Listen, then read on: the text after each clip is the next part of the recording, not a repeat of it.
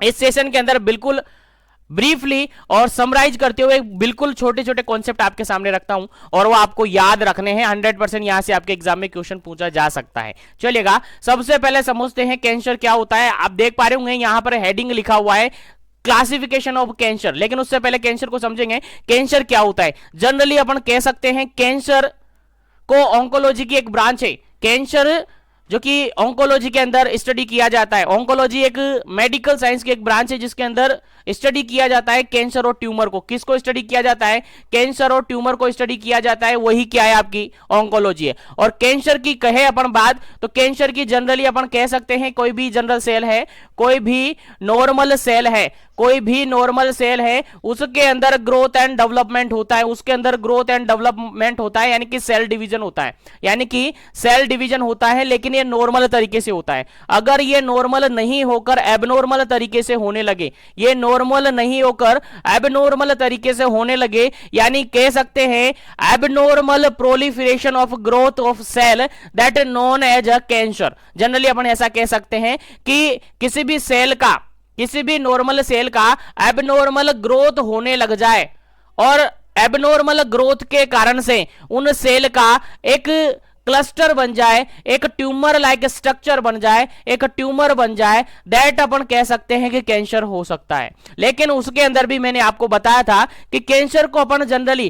Cancer के अंदर अपन कहते हैं कि ट्यूमर होता है। क्या होता है? ट्यूमर होता है। लेकिन सभी ट्यूमर कैंसर नहीं हो सकते। मैंने कहा है ट्यूमर को आगे जाकर हमने दो टाइप में क्लासिफाइड किया था, आपको याद होगा। पहला टाइप हमने डिस्कस किया था बिनाइन ट्यूमर, आपको याद होगा। दूसरा टाइप हमने डिस्कस किया था मैलिग्नेंट ट्यूमर, और मैंने कहा था बिनाइन ट्यूमर और मैलिग्नेंट ट्यूमर में काफी डिफरेंस है। कैसे डिफरेंस है? बिनाइन ट्यूमर जो होता है इसकी ग्रोथ रेट बिल्कुल स्लो होती है। ग्रोथ रेट क्या होती है? स्लो होती है। लेकिन मैलिग्नेंट ट्यूमर की ग्रोथ रेट रैपिड होती है और जल्दी जल्दी ग्रोथ रेट इसकी होती है। रैपिड होती है और जल्दी जल्दी ग्रोथ रेट इसकी होती है। बिनाइन ट्यूमर के अंदर कैप्सुलेटेड ऑप्शन आता है। क्या आता है? कैप्सुलेटेड। याद रखिएगा, अगर क्वेश्चन आपसे पूछा जाए कि कोई ट्यूमर है जो कि कैप्सुलेटेड है तो किस टाइप का ट्यूमर होगा, आपका डायरेक्ट आंसर बनता है कि बिनाइन ट्यूमर होगा। यानी ये मेटास्टेसिस नहीं होता है। मेटास्टेसिस मतलब कि ये ट्रांसफर नहीं होता है, इधर उधर ट्रांसफर नहीं होता है, एक जगह पर ये रहता है। जहां पर ये स्टार्ट होता है, जहां पर ये बनता है वहीं पर रहता है, कैप्सुलेटेड होता है और एक जगह पर ही फिक्स रहता है। लेकिन मैलिग्नेंट ट्यूमर के अंदर कैप्सुलेटेड नहीं होता है, नॉन कैप्सुलेटेड ये होता है। क्या होता है? नॉन कैप्सुलेटेड ये होता है और ये किसी भी डायरेक्शन में मूव कर सकता है। यानी कह सकते हैं यहां पर मेटास्टेसिस अवेलेबल होता है। मेटास्टेसिस यहां पर प्रेजेंट होता है, किसी भी डायरेक्शन में मूव कर सकते हैं और इस मैलिग्नेंट ट्यूमर को ही कैंसर कहा जाता है। एक्चुअली में मैलिग्नेंट ट्यूमर को ही कैंसर कहा जा सकता है। अब यहां से 2 पॉइंट आपको माइंड में सेट कर लेने हैं। 2 पॉइंट आपके माइंड में सेट कर लेना है। क्या सभी ट्यूमर कैंसर हो सकते हैं? क्या सभी ट्यूमर कैंसर हो सकते हैं? जी सर नहीं, बिल्कुल नहीं हो सकते। सभी ट्यूमर कैंसर नहीं हो सकते हैं क्योंकि कुछ ट्यूमर बिनाइन ट्यूमर भी होते हैं और बिनाइन ट्यूमर को हम कैंसर नहीं कहते हैं, ये नॉन कैंसरस ट्यूमर कहलाते हैं। याद रखिएगा, कॉन्सेप्ट तैयार रखिएगा, ठीक है। और क्वेश्चन ये आ जाए कि कैंसर, सभी कैंसर क्या ट्यूमर होते हैं? जी हां सर, सभी कैंसर ट्यूमर होते हैं क्योंकि कैंसर को हमने क्या कहा? मैलिग्नेंट ट्यूमर कहा। इसीलिए सभी कैंसर ट्यूमर हो सकते हैं लेकिन सभी ट्यूमर कैंसर नहीं हो सकते। उम्मीद है समझ में आ गया होगा। अब अपन बात करते हैं क्लासिफिकेशन ऑफ कैंसर, और 100% यहां से आपके एग्जाम में क्वेश्चन बनता है। 100% यहां से एग्जाम में आपके क्वेश्चन बनता है, तो थोड़ा ध्यान से और कंसंट्रेशन के साथ समझिएगा और नोट जरूर कर लीजिएगा क्योंकि काफी इंपॉर्टेंट है। चलिएगा, कैंसर का क्लासिफिकेशन के अंदर सबसे पहला कैंसर होता है दैट इज कार्सिनोमा। सबसे पहला कैंसर होता है first number cancer, that is carcinoma. और carcinoma is derived from the epithelial cell. यानी आपकी बॉडी के अंदर अलग अलग टाइप की सेल्स अवेलेबल है, आप सबको पता है। एपिथेलियल सेल भी है, कनेक्टिव सेल भी है, टिश्यूज अलग अलग तरीके से आपने पढ़े होंगे साइटोलॉजी के अंदर, उसको अपन यहाँ डिफाइन नहीं करेंगे, उसको अपन डिस्कस नहीं करेंगे। तो अगर कैंसर हुआ है एपिथेलियल सेल के अंदर, अगर आपकी बॉडी के अंदर कैंसर हुआ है एपिथेलियल सेल के अंदर, that known as carcinoma.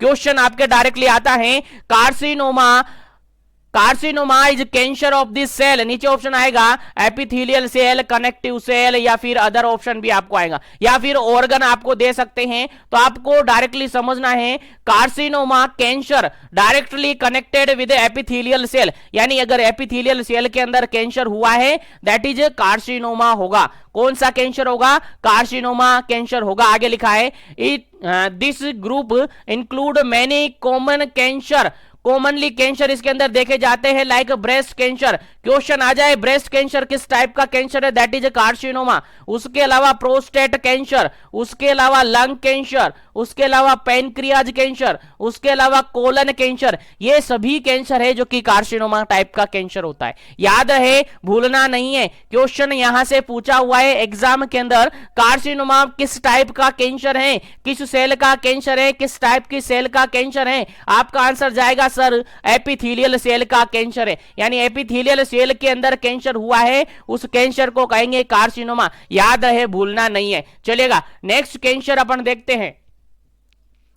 Next cancer अपन देखते हैं, नेक्स्ट कैंसर है दैट इज सार्कोमा। और सार्कोमा अगर हुआ है दैट इज कनेक्टिव टिश्यू के अंदर होगा। सार्कोमा कहां पर होगा? कनेक्टिव टिश्यू के अंदर होगा, यानी आपकी बॉडी के अंदर जो कनेक्टिव टिश्यू है अगर उनके अंदर कैंसर हुआ है दैट इज हम कहेंगे कि सार्कोमा हुआ है। क्या हुआ है? सार्कोमा हुआ है। डायरेक्टली क्वेश्चन आ सकता है आपके एग्जाम में कि सार्कोमा आपको टर्म दे दिया, ये किससे रिलेटेड है? क्या कनेक्टिव टिश्यू से रिलेटेड है? क्या कनेक्टिव टिश्यू से रिलेटेड है?